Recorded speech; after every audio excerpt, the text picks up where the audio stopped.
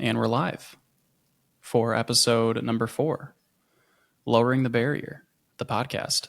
Hello, I'm your host, Alex. And I'm Maddie. Co-host. Co-host, yeah. Sure. Or guest. Guest co-host. We're not going to steal the Stronger by Science joke, although that running joke is one of my favorite jokes of all time. That was really good. That was really good. I always loved listening to that. If you haven't heard that, they don't do it anymore, but it was a good running joke.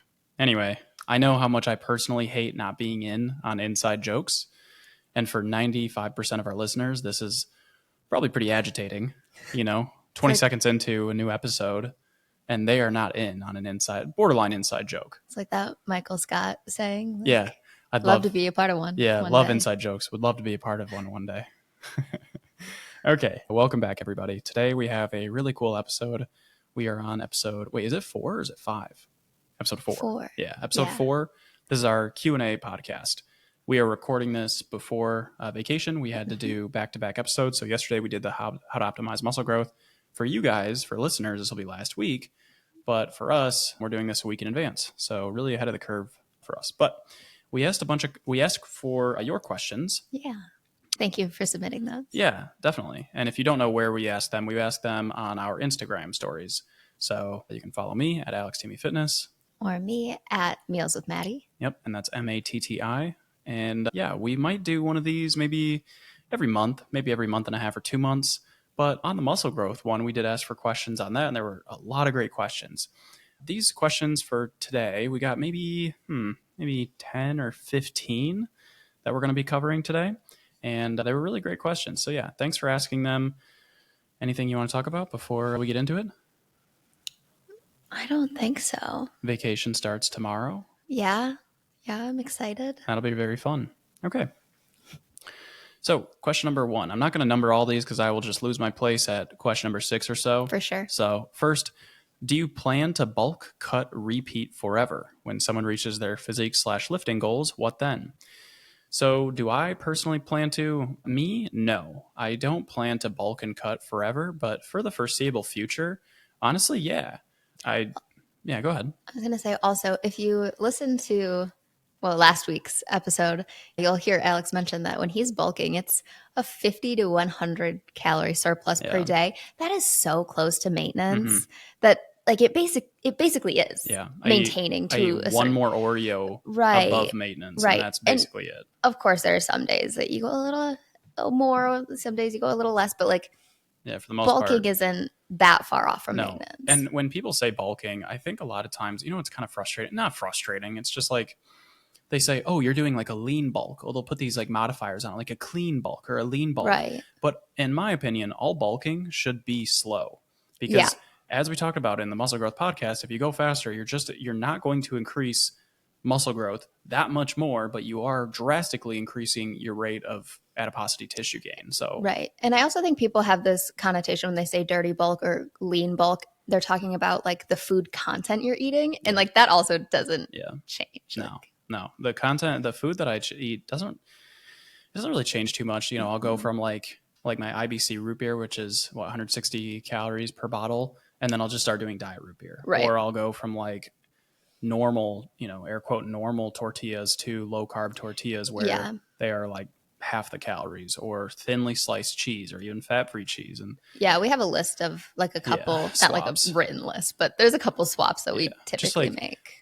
I've done this so much now that I know exactly what I need to do and so it's so simple. I mean, it really is just so simple for me at this point. So anyway, do I plan to bulk, cut, repeat forever?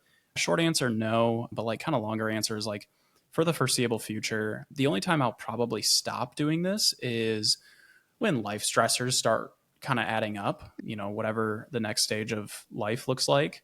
I probably will pay a little bit less attention to my diet, but I'll still be lifting. And then if I get to a point, if I look at the scale, because I'll probably still look at the scale every once in a while. Right. I won't use it. I won't be weighing myself every day. If I pull back from tracking, which again, I will eventually, I won't need to weigh myself every day. I'll just kind of eat what I want to eat. Now, I'm somebody who, different people will have different maybe relationships, but also just like different levels of hunger with food. Mm-hmm. And I'm usually somebody who is not very hungry. No. And so my like natural state is I will lose weight. Yeah. quite a bit, and I'll get very lean just by eating relatively intuitively. And so like Right. I'm going to say like my eating intuitively is actually, I need to like encourage myself to lean into more some calorie dense foods more often. Yeah, you're not a Otherwise, snacker. no, I'm not a snacker at all. But you know, for the average person, should they bulk and cut and repeat forever? Probably not forever. I mean, it's not like it would be like a bad thing. Like they absolutely could do that. It's just like sometimes you just go through certain situations or certain periods of your life where you can put a little bit more emphasis on some things and a little bit less emphasis on others. Right now, I'm at a time in my life where, yeah, my business is booming and work is dominating my life. But at the same time, just because I'm spending a lot of time working doesn't mean that I don't have an extra like 10 minutes a day to track my meals, you know, and go to the gym. That's obviously a very important thing to me. And so I'm okay with, I don't know, just spending a little bit more time. But if there's a Right. point where it starts, I don't know, like I need to pull back from those 10, 15 minutes a day, or I just kind of get burnt out, then sure. I'll just stop tracking. It's no biggie. I also think that like, you know, we didn't really touch on like the maintenance part of this, but there's also nothing wrong with like existing in maintenance. No. You know, like No. I think if you follow a lot of fitness influencers or fitness coaches, you probably see a lot of people who are like always on Bulk or cut, one or the other. one or the other. But Yeah. I think for a lot of, I don't want to say average No, people, just like the but normal like person. Yeah. typically most people are probably not really paying attention to they're their not diet doing- in yeah, that they're not way. doing And bulk that's and cut cycles. They're not totally being okay. super dialed in. They're probably just eating a little more mindfully. Yeah. The amount of people that I talk to, and I hate to say like average person, but like Right. for somebody who, when I say average person, it just means somebody who's not like so entrenched in and Right. fitness is their life, because fitness is my life. Yeah. Nutrition is my life. But for somebody who's not that, they probably either one, have never tracked calories before, or two, have not done it very much at all. Where I have done it every day for the last, you know, I'm going to say 98, 99% of days for the last 4.5, 5 years, I haven't missed Yeah. more than a few days. Yeah. So, but that's not the average person. The average person, you don't got to do that. You know, Right. I think it's a really good tracking is a really good short-term tool to kind of give you an idea of how many calories and, you know, how much protein you're getting from different foods you're already eating, build some of that awareness, and then just come back to it as a tool whenever you need it again. And then what happens when someone reaches their physique or lifting goals? What then? Yeah, if they were like, hey, I'm really happy with my physique, I'm really happy with how strong I am, then you can just drop back to maintenance. And so maintenance volume, well, for nutrition, maintenance is, you know, don't feel like you have to be like, oh, you know, push up my glasses. Oh, I maintain at 2,432 calories. It's Right. like, you don't got to do all that. Right. If you maintain at 2,400, give or take, you can eat at 2,200, you can eat at 2,600. Yeah. It's like life is never going to be this super pretty where you're you're, you know, right on the smack dab every day. Plus, it's not like your maintenance is 2,432 calories per day. It's like some days you're going to move a little bit more, Right. some days you're going to move a little bit less. You know, we kind of got to look at like weekly and honestly even monthly averages. And I would also say that like kind of going along with that is, as someone who really spends their entire life in maintenance, like I don't really do cuts or bulks ever. I like loosely mimic Alex just because it's just, we eat the same things. I cook for both of us. Yep. But also, oh my God, I lost. You lost train of thought. Lost my That's train fine. of thought for a second. If it comes back up, I'll feel free to jump in. But so that's on the nutrition side of things. Now, maintenance for lifting side of things, it takes so much less to build muscle, or to maintain muscle than it does to build muscle. In order to maintain your strength and your physique, your muscle and your strength, it might take one hard set per muscle group per week, and maybe even half of a hard set. And when I say half, I mean like do one hard set every 2 weeks. Right. Don't just do like a half hard set. It's like 50% hard. Yeah, don't do that. But yeah, so like, you know, how this kind of like tangibly boils down is, if I was, you know, I don't know if I'm ever going to get to that point, honestly. I'm always going to want to be bigger and stronger. Sure, I think I'm going to be like 40 years old and still like, you know, the other soccer dads are going to be like, dude, that guy's jacked. I need to go work out with him sometime. That dude's nuts. And then the other soccer dad would be like, do not work out with him. He killed me. I hope I'm that dad. And so Yeah, how it kind of tangibly boils down is just like one full body workout per week, Mhm. and you're good. And it could be like a 20-minute, like a push, a pull, a squat, and a hinge. I mean, that's your workout as is right Yeah. now, except you're doing that 2 to 3 times per week. And so like you're still going to get great gains, and you're doing multiple sets, not just one set. But if Mhm. you just did that, one set of each, 20 minutes tops, 15 minutes even, you'll be able to maintain your muscle. It's honestly pretty, unless you're like you broke an arm and you're in a Mhm. cast, it's honestly like low key kind of hard to atrophy your muscles. Yeah. I did think of what I was going to say Oh, okay. before. Let's hear it. We were kind of on the topic of like when you're in maintenance, you can also give yourself a range of weight. Oh, so Like you're smart. not going to maintain at the exact same. Like Yeah. I consider myself to maintain in a pretty much like a 5 pound Yep. radius. And like I don't consider that to be, oh, I've gained weight, I'm 5 pounds up. Like you're going to kind of exist on this spectrum, and that can still be maintenance. Yeah, totally. All right, next question. What is active recovery, and is it recommended to incorporate into the week? So, active recovery is basically just some kind of, let's drop the active from this, and recovery would just be like anything you do that is promoting recovery from exercise. Or, I mean, I guess we could go into the mental health side of things too, like talking to a therapist or doing something you enjoy or getting out of nature, talking to Mhm. friends, but okay, active recovery is basically just some kind of, oh, sleep is a really big one, both for physical and mental health. But active recovery is something where you are recovering. I'm going to sound so stupid and so recovering in an active way. So basically, it's just something like, all right, so you're lifting and you've accumulated some fatigue. Maybe instead of lifting that day, you want to do some active recovery. Maybe it's going for a walk, Mhm. going for a light bike ride, not something super intense that'll accumulate more fatigue, something that's kind of sort of relaxing borderline. Mhm. Now, is it better than just resting entirely? I am pretty sure that's what Colby Souza actually was doing. Is I don't know if I Mm. mentioned that to you before, but I'm pretty sure that's what. So Colby Souza is doing his PhD. This is a very random call out, but he was actually my first powerlifting coach. I hired him through Stronger by Science. I worked with him for I think 10 months or so. I worked with him through my first meet. I'm pretty sure. Yeah. I think so. Yes, yeah, actually. And it was a really, really good time working with him. And yeah, so he's doing his PhD, or was at least, at Auckland, New Zealand, with Eric Helms. And I'm pretty sure it was on active recovery. Does it actually promote, does it increase your rate of recovery? So I unfortunately, I don't know how that study's going. That was back in 2020, I believe, actually. Maybe 2021. Maybe early 2021, but Somewhere around there. somewhere around there. But yeah, I'm not sure if it's better or worse. I don't know if we have the data, and I haven't heard anything from Colby specifically yet. I haven't reached out to him, so I'm sure if I did, he would like probably fill me in. But is it something to recommend to incorporate into the week? I think it's something that like try it. This might be the best experimental approach, is just like try it, see if you enjoy it, see if you can notice any reasonable metrics by which you're recovering faster. I honestly, I think it'd be pretty difficult, but I do think that like generally speaking, just getting some movement in is very healthy. It's very Yeah. health promoting. So it'd be dumb for me to say like, no, don't do it. But I'm not going to say like firmly recommend like, yes, you should be doing this because it will increase your recovery, because I don't think we Right. have, I don't think I've seen that data yet, but generally speaking, yeah, you should be doing your cardio, even if it's like, low intensity, high intensity, whatever it is, it's good for you. Next question. Why are there multiple machines that work the same muscle group, like seated leg curl and lying leg curl? Should somebody do both or just pick one? So, preference largely, why are there multiple machines that work the same muscle group? So, every muscle has, I should say, every exercise will work muscle fibers in a slightly different resistance profile or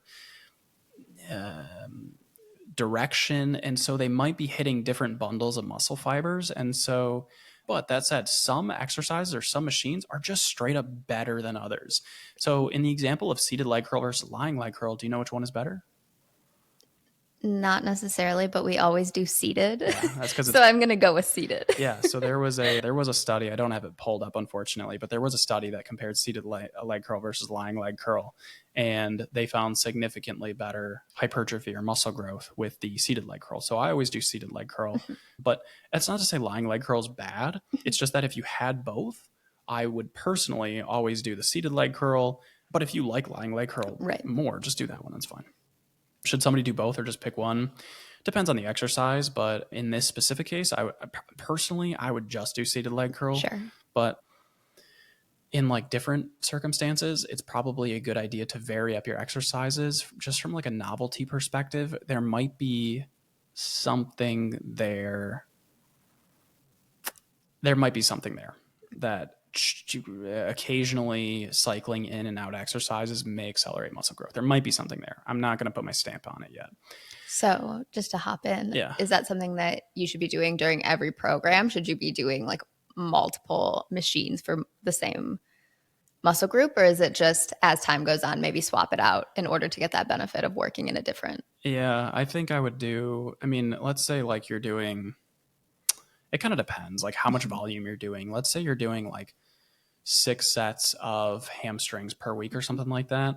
Whether you do 3 sets of seated leg curl or 6 sets of seated leg curl, or like 3 of seated leg curl and 3 of Romanian deadlift, stiff leg deadlift, I should say. I don't know if there'd be that much of a difference for muscle growth. I personally wouldn't pick more than, I would pick like at absolute max, like 3 variations in a single like a mesocycle, or like a cycle of training.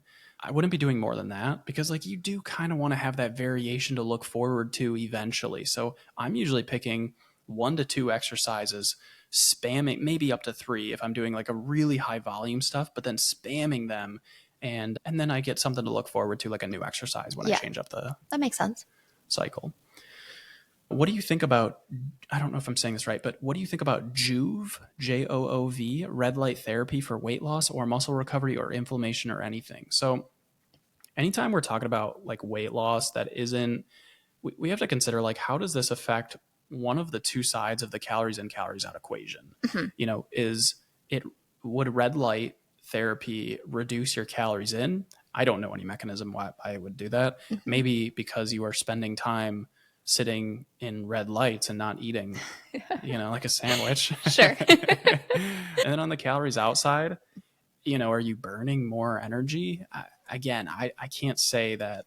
So I'm going to say like for weight loss, right? No. And if this company, I didn't look into this company too much, but if this company is saying that like they are, they can help with weight loss, I would be red flag BS meter all the way up. Maddie's looking it up right now. Muscle recovery or inflammation actually shockingly looks kind of promising. So I do have an article here, and it was a pretty solid study titled Effect of Low-Level Laser Therapy on Muscle Adaptation to Knee Extensor Eccentric Training. And that is by Baroni and colleagues. And they basically put male subjects into 3 groups: control group, training group, and then training plus low-level laser therapy group. And the low-level laser therapy group found significantly higher percentage changes compared to the training group for muscle thickness, isometric peak torque, and eccentric peak torque. Now, the percentage change on this 8-week study was for muscle thickness, 15.4 versus 9.4%. So actually pretty substantial.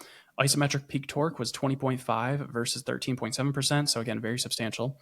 And then eccentric peak torque, 32.2% versus 20%. So yeah, the conclusion that these authors came to, and this isn't just coming out of one lab that's doing it, which could have some pretty biased, right? Like if it's just one lab, it's like, okay, they might be like the laser people, like they're weirdos. They all have a laser. They all have laser pointers on their keychains and stuff like that, and they just like shoot it at each other. I don't know. They could be weirdos, but it's multiple labs, which is a bit more promising. And their conclusion was low-level laser therapy applied before eccentric training sessions seems to improve the hypertrophic response and muscular strength gain in healthy subjects. So before you run out and go get a laser pointer and shine it on your quad before doing some leg extensions, these machines are how much do you think would be like a reasonable price to pay to make this like potential assumption? Go ahead and give me like a dollar amount. I'm like, okay, there's some convincing evidence, but we're not like totally sure. There's not a wealth of evidence like there is for creatine. Right. So what would you say before we got a giant wall of red lasers? Right. Well, unfortunately, I know the price of these. I don't think you do. I think you looked up Joov. Okay. Yeah. I know Yeah, theirs. right. And so there's a difference between commercial grade, which is where a Mhm. user can get it, versus the ones that they use in a lab. And Mm, that difference is very important. That is a yeah. very important difference. So knowing, okay, how much is the Juve one? Is it $6,000. okay? Wow. So let me one up you there. The ones that they were using in these studies, Mhm. $20,000. Yeah. So That's knowing tough. that, well, just knowing that, like, why were the it's like when we have studies where we are using creatine, they aren't using super creatine. They aren't using like this chemically, just like Yeah. superior creatine. They're using the same creatine. Mhm. And so if we wanted to replicate these results at home in us, do we need a $20,000 machine? If Right. so, I mean that's a problem. Yeah. That's a big problem. I mean, even the Even the $6,000 one. $6,000 one would honestly be quite the stretch. Yeah, I do just want to interject and say I checked their website. I don't think they're making any claims about weight loss or Okay. even inflammation. Their focus is on recovery. Yeah, and that makes sense. So yeah, I don't know if any listeners get one of these. I mean, honestly, I think that's a stretch for anybody who's listening to get this, but if you do, I mean, I know it'd be anecdotal. It's just like, how do you feel? Because pain and recovery is so subjective that on an individual level, if you aren't doing this with like isometric testing, like the stress, Yeah. the study that we talked about in the muscle growth episode Mm-hmm. on stress, like if you aren't doing some kind of like very objective measures of that, it's very tough to say like, you throw placebo at anybody and they're going to say, "Oh, I feel better." It's like, well, Right. sure. Yeah. Especially Especially with pain. well, Like, also like if you spend $6,000, oh, I'm gonna dude, be you singing can this tell thing's me, praises. yeah, Even if nobody, there's no difference, I'm gonna be telling all my friends no, and family that you guys need this. I am going to be so cognitively dissonant with like, people could tell me like it's not real. I'd be like, no, it is real, bro. Yeah, yeah.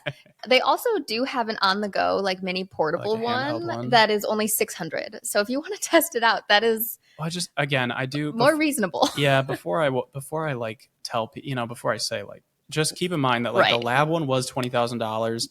I haven't seen like a whole lot on this, and if something Yeah. was super promising, I think we would see like a whole lot on it. Yeah, we're definitely not telling you that you should like go out and run out and buy these. No, Yeah. I agree. All right, next question. Is there a target percent of protein I should be aiming from natural sources versus shakes/powders? So I'm going to push back on that a little bit. And one, this is first appeal to nature fallacy, where thinking that natural is better for us. I love bringing this up every time somebody presents this. Cyanide is natural, and I can assure you that cyanide is not good for us. Now, shakes and powders are very, air quote, natural. Mhm. They are processed, but like everything is. If you cook a Right. steak, that's processing it. Right.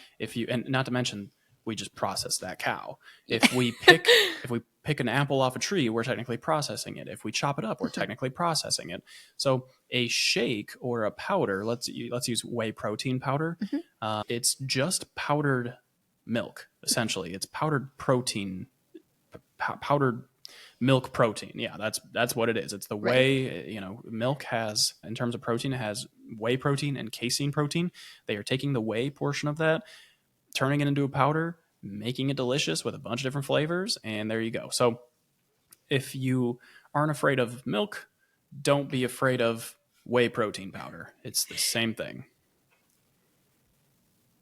All right, next. So all of that to say, no, there's not a target. Oh, yeah, there's no target. I mean, like, okay, so, yeah, sorry, I got a little bit. Anyway, just.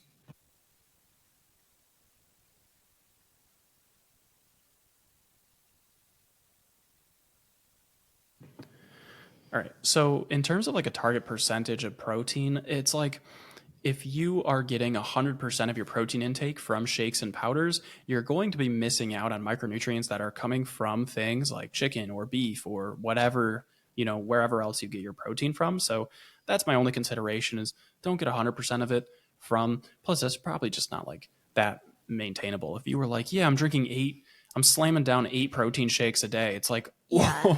whoa, what else do you eat? Yeah. Is it just like that and Oreos? That'd be tough. It'd be, yeah, a miserable diet. You're gonna be missing out on a lot of nutrients. You also just be a little hungry. Yeah, you'd be hungry. Next question, 48-hour fasting thoughts. So, okay. I didn't want to do this, but I'm going to do this. I don't like thoughts questions. I wasn't sure if you're going to bring it up or not. Yeah, Maddie hears this from me all the time. I think I'm going to be very kind. I'm going to try to be kind about it. Right. But it's like thoughts on what? Thought in what direction? 48 fasting for who? When? Why? What are your goals? Yeah. Like, I can answer questions very specifically if you ask me specific questions. But if it's just like I'm sent videos, or somebody will just send me like greens powders thoughts, and it's like, okay, well, greens powder, that's an easy one. Stupid. Not worth your time. But I just like get things like creatine thoughts, lifting weights thoughts. It's like I get these actually every single day, and every single day it's like, okay, well, thoughts on what, please? But okay, 48-hour fasting, my thoughts are that's pretty dumb. I guess if you want to do that, by all means. But Dana White, I love the UFC, but Dana White, don't go to him for your nutrition information. He's talking about him and Gary Brecka, who, again, that Gary Brecka is an idiot who has no idea what he's talking about. He claims that there's magic water, and by stirring water with a stick, it can become like it has healing properties. He's just an idiot. So, yeah, Gary Brecka and Dana White are proponents of the 72-hour fast because it's gonna. He was like, it'll reduce your likelihood of cancer. It's like what they're looking at are principles of autophagy, which that's going to happen in a calorie deficit or with long-term fasting. So it doesn't really matter which way you go. If you want to do a 48-hour fast, do your thing. Whatever. You're an adult. But would I recommend it for 99% of people? Nope. Actually, would I recommend it for anybody in basically any circumstance? No. The only circumstance I would recommend it is if somebody said, hey, if I do a 48-hour fast, I will personally give you $1 million. Then I'd be like, okay, you're coming to live with me and I'm making that million. Those are my thoughts. Next question. Some coaches don't train abs. Is this something you don't do as well? No, I do train my ab. Some coaches don't do this because they feel that, and I've said this in the past, that you get enough ab stimulus or like core stimulus, which core is kind of I don't love that term because it's like, what part of the core are we talking about here? We can be a little bit more specific with our musculature. Is it back core? Is it front core? Is it marine core? I don't know if you've seen that. It's a The Office reference. But anyway, so I do train abs because I want to hypertrophy them. I want to grow the abs so that even at higher body fat percentage, you can still see my abs.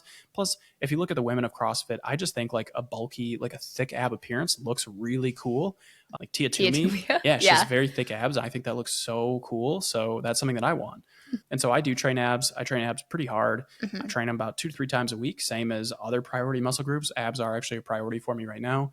I wouldn't train them with isometric exercises personally, like planks. I think are garbage because you aren't actually like moving your core. First off, it's putting stress on the shoulder when you're trying to train your abs, which is weird. Second, it's an isometric, which like it's like if we wanted to grow our biceps, would we just hold a dumbbell here? Technically, isometrics will gain muscle. It's just far inferior to whatever else we could be doing.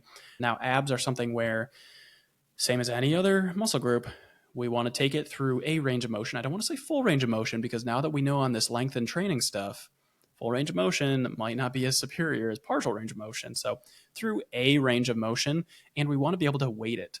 Now, with something like body weight crunches, if you're somebody who has never trained abs, body weight crunches might be the spot for you to start. My abs are pretty strong at this point. So I either need to be doing cable crunches, which I enjoy, or some kind of machine crunch.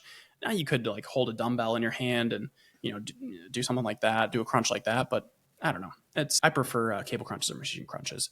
Now other coaches, they may feel that you get enough of a core ab stimulus from bracing, with like heavy compound movements like squats or deadlifts. I sort of disagree with that. You might get a strong core from doing that kind of thing, but if you actually want to grow your abs, you should be training your abs directly. Yeah. Do you also want to get into the whole like, do you really want to grow your abs? Do you actually want to train your abs, or are you like actually looking for? That's a good point. That's a good side tangent. Let's get into that. Yeah. So a lot of people think that, it's so frustrating because like you know, every listener here knows, or at least most listeners know, spot reduction doesn't exist. Yeah, but for And some still, I know spot, and I've even gotten this question exactly. Mhm. I know spot reduction doesn't exist, but if I train my abs, will I lose more belly fat? Yeah, Which for is the some definition reason, of spot reduction. right, for some reason the abs are like The thing. yeah, Yeah. people always think that that's the exception, Yeah. specifically the abs. Well, and it doesn't help that we have like Planet Fitness. They have like 30-minute ab cycle, you know, and stuff like Mhm. that. And I'm not trying to bash Planet Fitness. Like we go to Planet Yeah, Fitness. I like Planet love them. Fitness. They lower the barrier to fitness for so many people around America, and I don't know if they're worldwide, but maybe around the world. But yeah, don't. So spot reduction is basically this principle of like, if you train a certain muscle group or a body part, then you will lose body fat from that area. That doesn't exist. That can't happen. If I tried pulling water out of the corner of my sink, the entire water level is going down. It's not just going to go down in that corner. It's the exact same thing when we are in a calorie deficit. Where we lose body fat from first and most will depend on genetics. We cannot change that just by training an area more or less. So if you feel like, oh, I have a bit of fat to lose, I need to do more abs. No, you need to spend more time tracking your calories and getting into a consistent calorie deficit for the course of weeks, months, or potentially even years, depending Right. on how much body fat you have to lose. Yeah, I mean, training your abs, growing that muscle could even have the opposite Yeah. effect that you're looking for. Yeah. I don't know.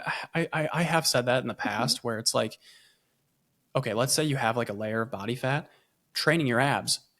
If you're doing it and you're doing it for months and years, it will hypertrophy to the point where it's like it does make your torso a little bit thicker, Mhm. especially when like viewed from the side, but it's so marginal.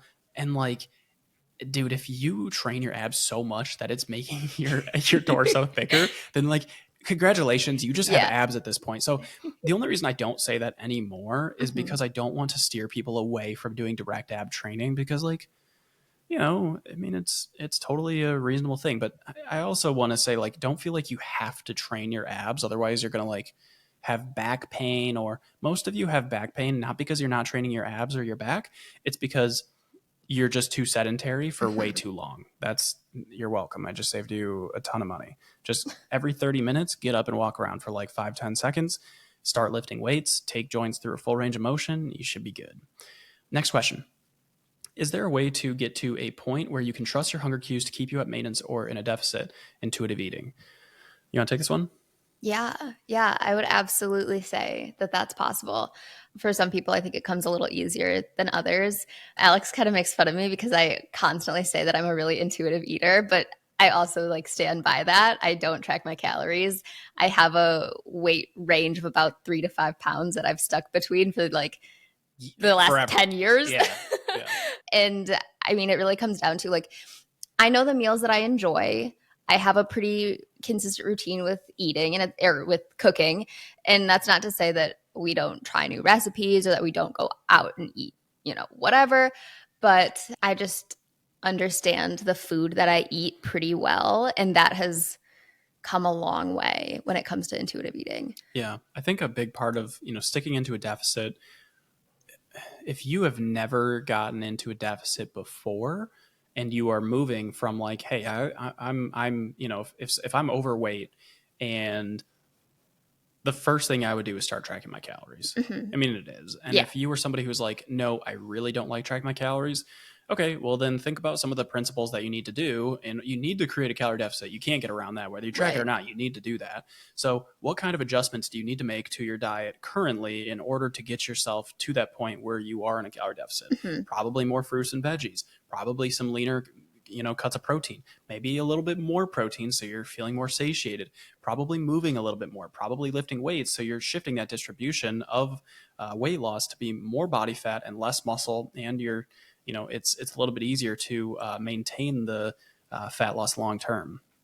So yeah, absolutely, you can do that intuitively. You might go slower, you might not be as accurate Yeah. with it, but that's not necessarily a bad thing. However, I will say again, I do want to stress, probably the fastest way, the fast shortcut is just scanning some barcodes Yeah. and just like tracking stuff, Especially for a deficit. especially for a Maintenance deficit. is Maintenance a little is easier, fine. but unless you really understand like hunger and what level of hunger Yeah. is kind of like, I don't want to say expected in a deficit, but that sort of thing, intuitive eating in a deficit's a little harder. Yeah. Agreed.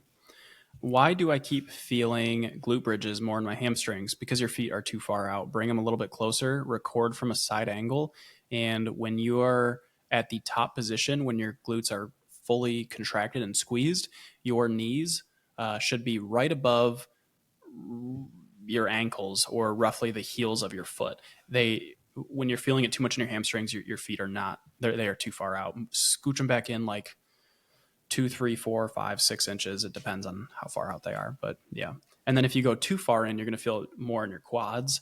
You want at the top of the movement, your knees should be a 90-degree angle. We also accidentally skipped one. What did we skip? How do you Oh, differentiate between fluctuations and actually gaining / losing weight? yeah, averages. Yeah. Look at Yeah. averages. There are some people who say you should track yourself one time a week because otherwise you can get obsessive with your weight. And I want to push back on that 100%. When you weigh yourself one time per week, you're setting yourself up for some crazy, crazy because you have no idea if you're weighing yourself at your like your high heaviest or your fluctuation for the lowest. week. Yeah, you could be your lowest last week and your highest this week. That could be a difference of 3-4 pounds. You think you're doing something totally wrong. You get 3, 4, 5, 6, 7 weigh-ins. You look at the average, then you compare week 1 versus week 2 versus week 3. You look at 3 weeks of averages. I know it takes more time, but that's the unsexy thing about fitness, is that it takes time. And it takes time to look at this data. It takes time to collect the data, to look at the data. You are not just going to be like one day in, oh, hey, I'm in a deficit, or one day in, oh, hey, I'm in a surplus. It's never going to work like that, because I said this before, but the scale will never 100% accurately determine your body fat, a change or gain in body fat, because you are not 100% body fat. You are made of water, skin, bone, muscle, body fat. Some organs are in there. There's a lot of stuff that goes in there. There's food content. When we eat food, it has to sit in our stomach pouch. Right. It has to sit there. And then our intestines, it has to go there. And that food that we eat, like I ate a gargantuan sub by Jimmy John's. I think it was gargantuan. I don't know. It was number 10 Hunters Club, no tomato, add bacon. So good. So good. If you're a roast beef fan, you should try that. And I ate that. And what was that? Maybe a pound, roughly? Yeah. Something like that. So now I'm a pound heavier. But is that a pound of body fat? No. But unless I digest that super quick. Yeah. But the thing is like if you're eating like relatively similar meals day to day, your weight probably won't fluctuate that much. Now, if you eat like a ton of sodium and a ton of carbs, because carbs hold on to water, and you just eat like a lot higher food volume and you're very hydrated, then the next day, yes, your weight is going to be up. And that's just the reality of things. So how do you differentiate between fluctuations and actually gaining or losing weight? You just look at averages. Yeah. Get 3 to 7 days of weight data. When you weigh yourself, do it in the morning, immediately after waking up, before eating or drinking anything, after using the bathroom, and wearing minimal clothing, ideally none. I just go in my briefs, but, just don't do like hoodies and sweats, because that'll add like 3 pounds potentially. And then track that data, look at it then just over time. And I have a free data sheet, at least at the time of this recording.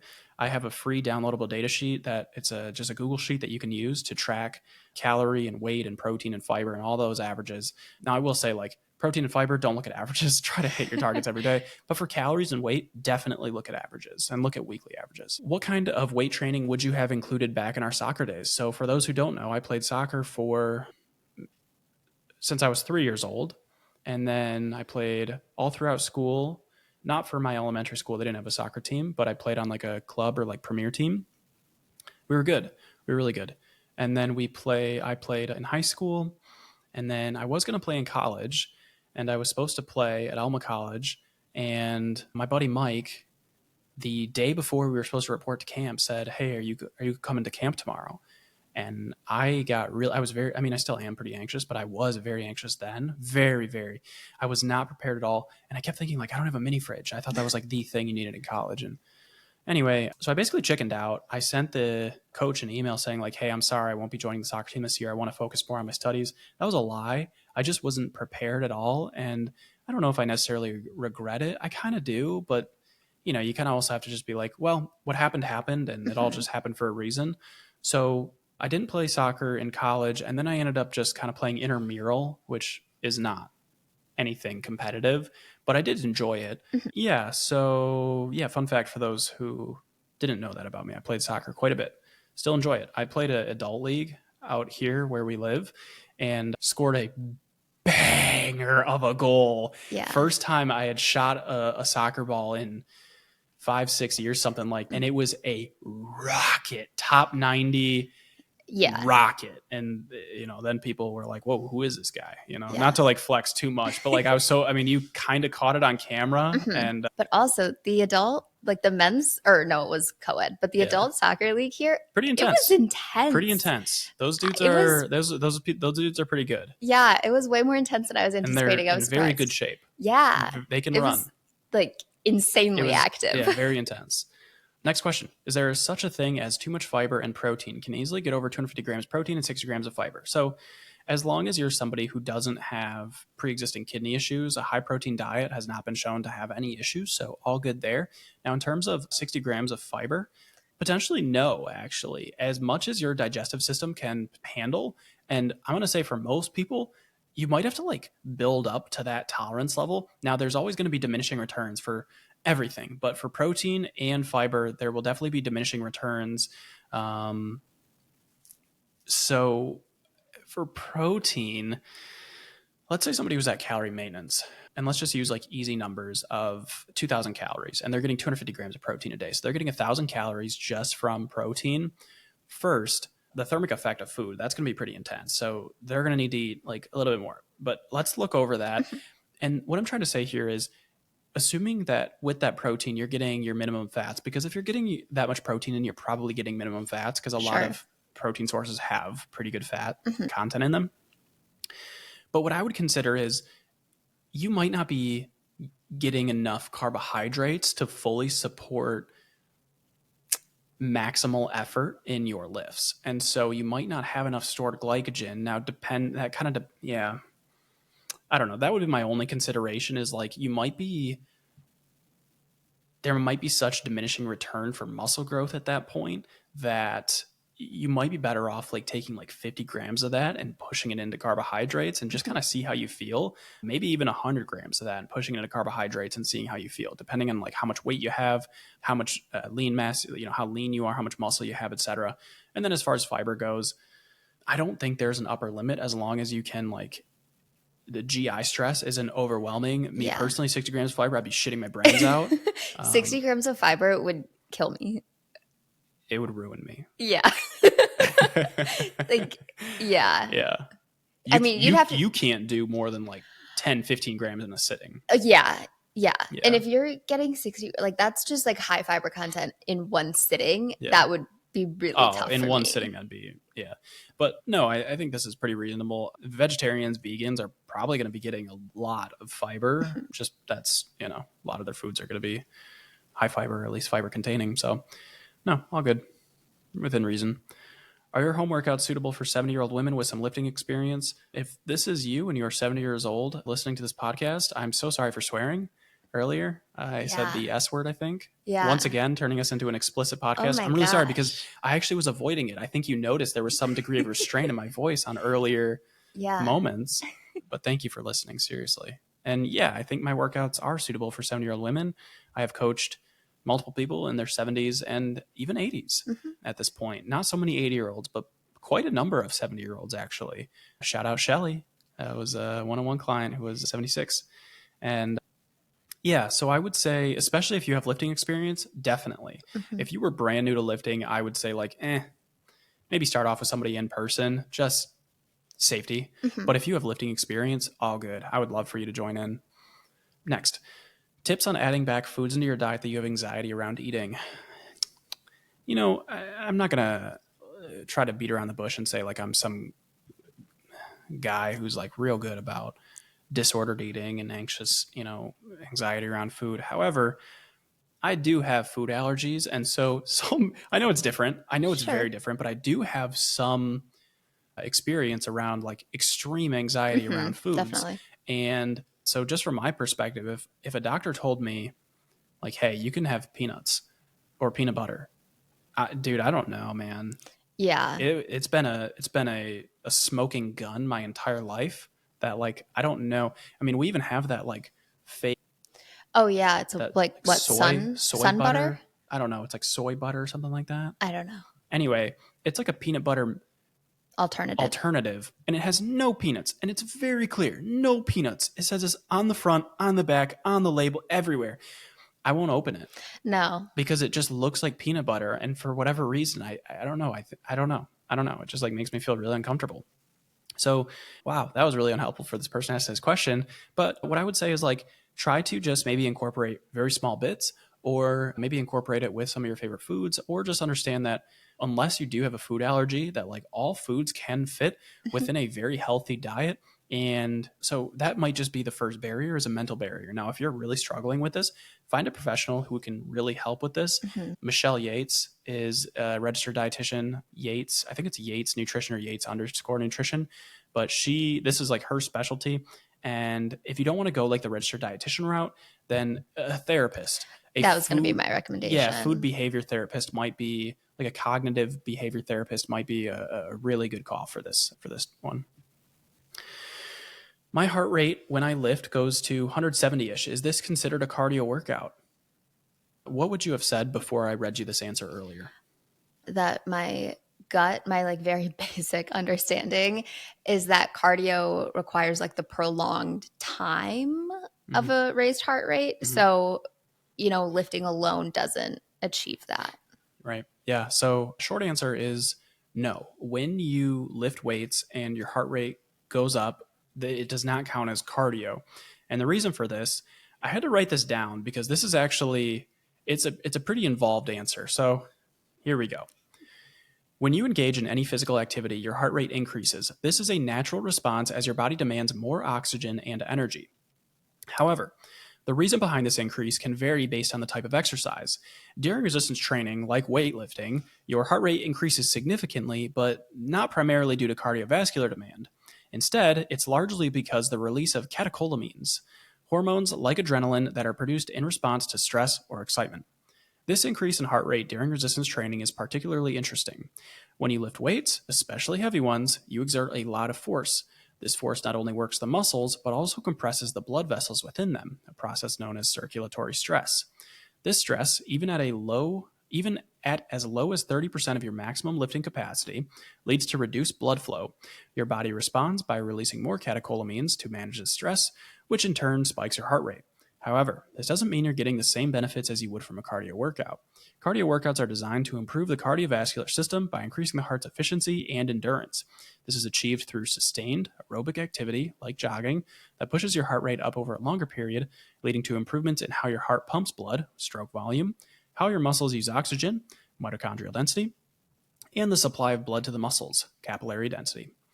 In contrast, resistance training primarily relies on anaerobic processes like the phosphocreatine or glycolysis systems for short bursts of energy. While this type of exercise is great for building muscle strength and size, it doesn't necessarily lead to the same cardiovascular improvements as aerobic exercises, especially in healthy individuals who solely rely on resistance training. That's why a high heart rate during weightlifting does not equate to the cardiovascular benefits of a high heart rate achieved through aerobic activities. I had to write all that down because that was just like catecholamines. Yeah. But it was something that I had thought about a few years ago, which is when I play video games and there's like a really stressed moment and I absolutely clutch it with my friends and my heart rate gets going, like you can feel the adrenaline surge, you can feel like just the ice in my veins, and I clutch it and all my friends are screaming and we're just going nuts. Does that count as cardio? Because your heart rate is high up, and if it did, gamers everywhere can breathe a sigh of relief because we are among the fittest individuals on the planet. Unfortunately, no, we are all basement dwellers who eat too much Cheetos. All right, next question. This is a long question. I was sent this via DM. So this is the question starting right now. I will preface by saying I'm not a vegan and love incorporating lean proteins and some dairy into my diet. How would you respond to the statement of a whole food plant-based diet being best for your body /health? My brother was diagnosed with rheumatoid arthritis a few years ago, and after switching to a whole food, plant-based diet, he was able to get his RA into remission. Hooray! I am so happy this worked for him, and I understand this diet may be better for our bodies, but I just don't think it's sustainable for me. What are your arguments for or against it? How can I respond to his regular reminders that I should adapt to his diet? It sometimes makes me feel like I am not as knowledgeable about my nutrition as I'd like to think I am, and that's tough. So first, a lot of compassion, a lot of empathy here. She's happy for her brother. That's really sweet. But she also knows that like that diet is not sustainable for her. And, she feels her brother's maybe making her feel a little bit bad. Right. Which is a bit of a bummer because she clearly like really cares for her brother. But so first, some good news. And also congratulations to your brother. That's amazing. I'm very happy for him too. But first, there is no one best diet. Right. If we look at, I was going to talk about blue zones. Are you familiar with blue zones? No. Okay, blue zones are areas where they have a very high rate of, I think they're called centenarians or something like that. Hey guys, quick correction. I realized in the podcast I said centenarians. It's just centenarians. So if you go and talk to people about, this topic, make sure you're saying the word right, especially before you hop on a podcast. But basically people who live into 100 years plus. Mm-hmm. And these people are wackos. I mean, these people, and not wackos in the sense of like, oh, they do every like health defying thing. No, they are smoking cigs. They are drinking alcohol. They are doing all the stuff we know is bad for us, but they are still living very long, healthy lives. And a lot of this is because they typically have a few things in common, and chief among those is a very high sense of community. So anyway, my point there is just to say that you can find a lot of things like, oh, this might be best for this person, but it might not be best for another person. Just because somebody is out there ripping cigs and dropping Jaeger bombs does not mean that that's the optimal way to live. Right. Now, in terms of a whole food, plant-based diet being best for body or health, no, totally disagree. A lot of times there are observational studies that look at like a vegan or vegetarian versus an omnivore, somebody who eats both plants and animals. And what they find with that observational data is like, oh, the vegans and vegetarians are healthier. But why is that? It's because typically, on average, vegans and vegetarians are health-seeking individuals. They are people that are already going the extra mile to keep a close. You have to. If you're vegetarian or vegan, you have to keep a little bit more, be dialed in. I will say one of the kind of downsides of vegetarian or veganism is maybe not downsides, just something you have to pay a little bit more attention to is your protein intake. Mm-hmm. Protein that comes from plant sources is less bioavailable, which means that your body won't be able to utilize it as well as animal sources. And so because of that, also it's a little bit lower in leucine typically, and they're just a little bit lower in total protein content. So for all those reasons, vegans and vegetarians, they need to, or people following those diets, they need to increase their protein intake a little bit more and potentially try to focus on getting protein from different sources, and potentially matters a little bit more for supplementation of like a pea protein, for example. Mm-hmm. Now, in terms of it being better, no, strongly disagree. If you are eating protein and getting your fruits and veggies in, I wouldn't say like one is healthier than the other. So don't feel like one is better than the other. Now, there are a lot of Netflix documentaries that'll make you feel otherwise, but there are a lot of flaws in these documentaries. They're always biased. Nobody makes a documentary because like very few people, I never want to be super black and white or 100% on anything, but very few people make a documentary and are like, I'm going to come at this with the most balanced approach. They usually have some kind of perspective that they are looking to support. And in the case of, I think it was What the Health, and then there was Game Changers, mm-hmm. and then, well, the new one, I don't remember what the new one is.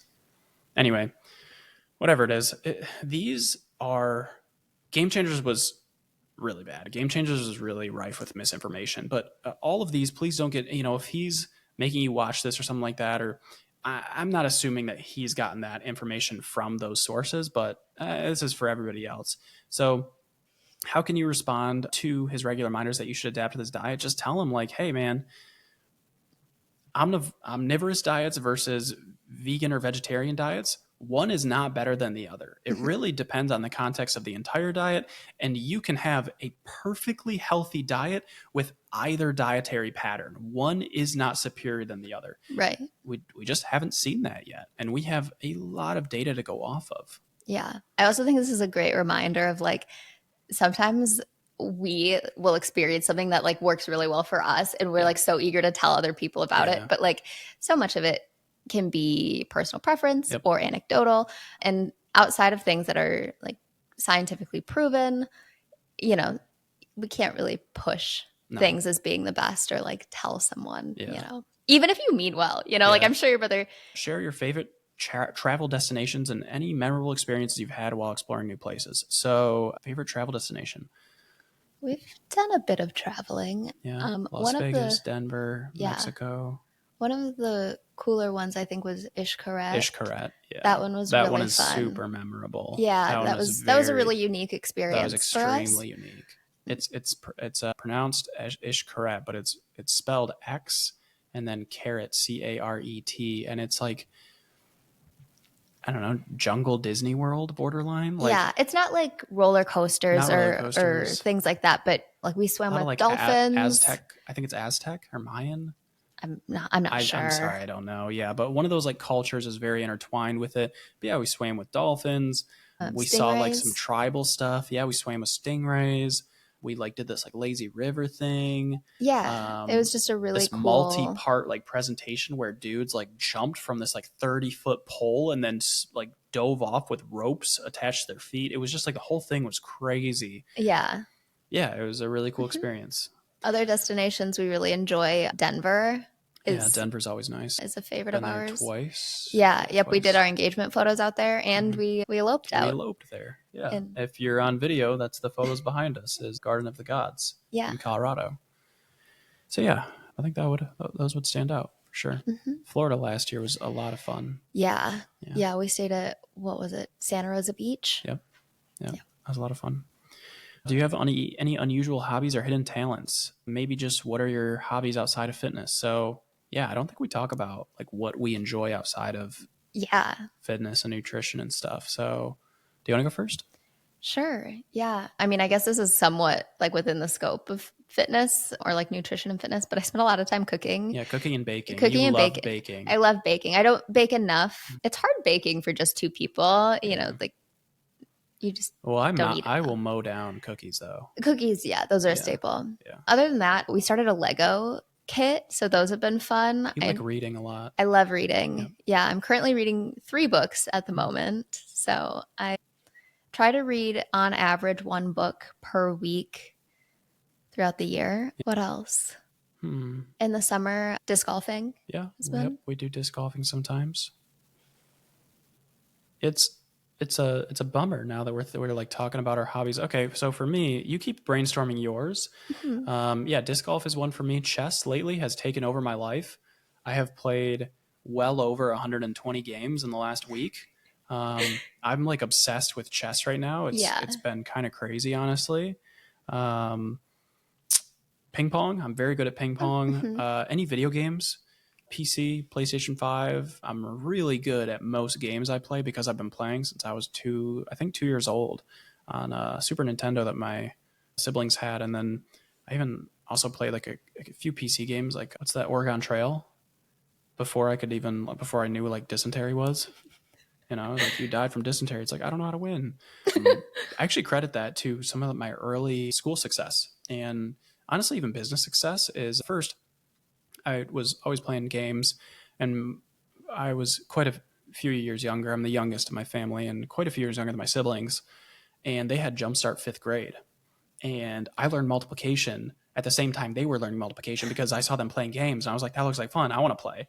And so I just learned multiplication through these games on the computer. Similarly, I was such an anxious child that I would make my mom buy me grade level workbooks the summer before, so I could do all the like work ahead of time because I didn't want to like fall behind. Oh, that's sweet. Yeah. I'm not sure that that's necessarily a healthy thing to grow up, but like every year through like middle school, I was always like a year ahead. I was my brother one year got me World of Warcraft. And he didn't get me the subscription. He got me World of Warcraft, which is like getting a crackhead his first crack pipe with like a pinch of crack. It was like, okay, now I need more. I wanted to play World of Warcraft because now I had like 30 days of game time. Yeah. And when you get that and you're like 8 years old, it's like, how do I make more money? I need $15 a month. I need $15 this month. I need $15. My subscription is running out. I need $15 this month. My parents weren't just going to like swipe their credit card and pay for it. I had to work. And so my parents own a business. And so like I worked all the time trying to make enough money, doing at-home mailings, going into the assembly line and working the assembly line. And like I worked all the time to support my World of Warcraft subscription.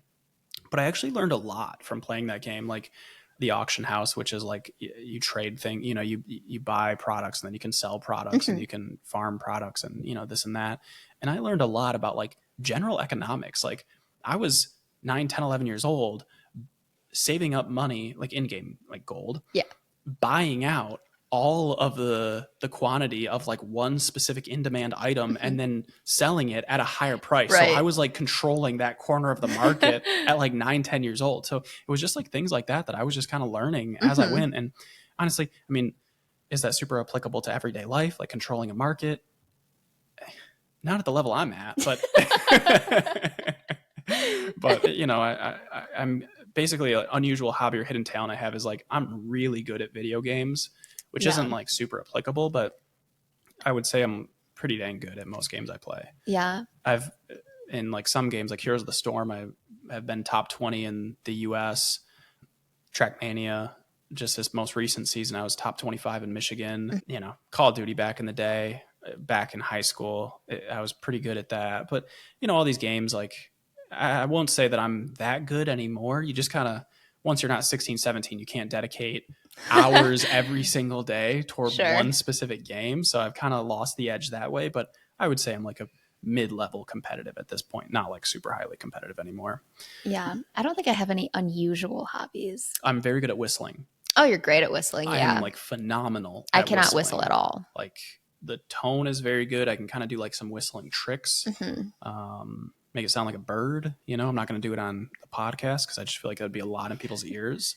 But yeah, very good at whistling. I could play piano to a low level, guitar to a low level.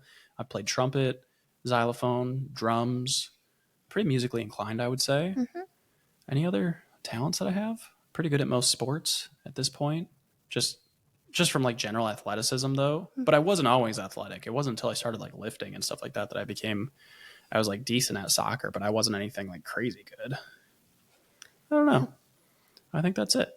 Yeah. Probably. My other hobbies are pretty tame. I enjoy writing. Your talent is you have like triple jointed. Oh yeah. Like I'm double jointed. Yeah, you can like do a thing with her. She can like put her arms, like if you held your own hands in front of your torso and then put that overhead, so you're almost like doing a YMCA kind of thing, and then try to go keep your hands together and try to go all the way back, and it stops. For 99% of us, it stops, right? No, for her shoulder will like come out of its socket, like both of them, one at a time. It looks like something out of The Exorcism. It's insane. Yeah. So that's definitely a hidden talent you have. I did that in front of a high school class one time, and one of my friends cried. That's that is good. All right. Last question. What is your morning routine and one thing each of you must have to kickstart your day? Morning routine, I don't know. I just wake up, pee, weigh myself, brush my teeth, drink some water, and then that's it. And I'm started.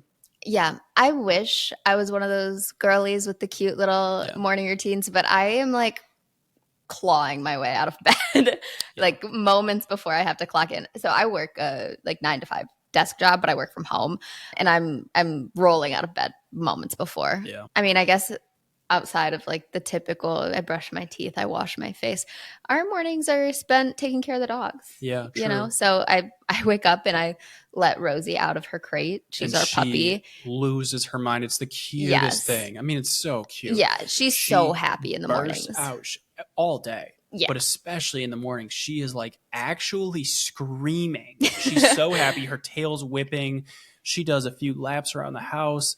She's the happiest dog I've probably ever seen in my entire life, actually. It's so sweet. It's so cute. Yeah. Every single morning. So we She's take both dogs out.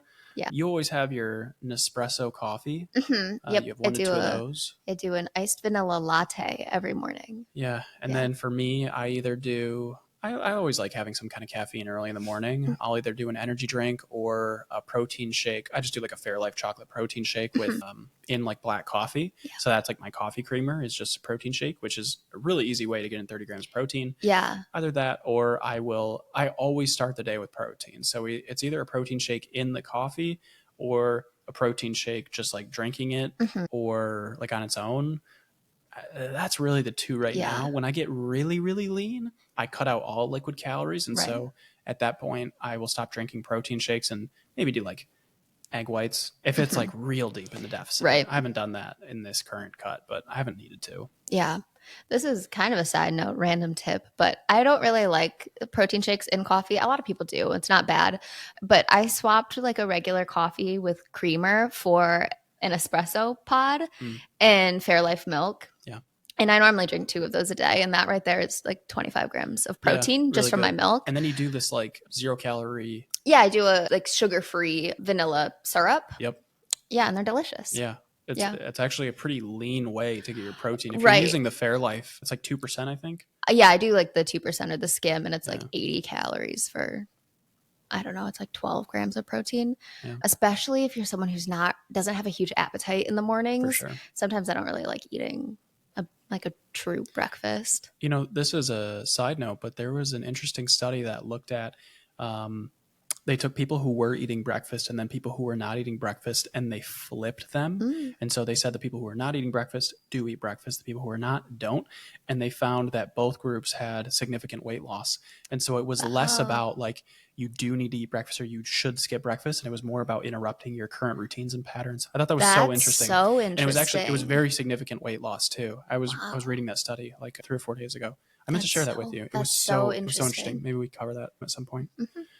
Okay, that's the end of our questions. So thank you so much for entering all the questions. We really appreciate it. This was a lot of fun. Honestly, it's also just nice to not have to spend a dozen hours prepping for a podcast. Right. So we really appreciate you submitting all your questions. We will do more of these Q&A podcasts in the future because we enjoyed this one.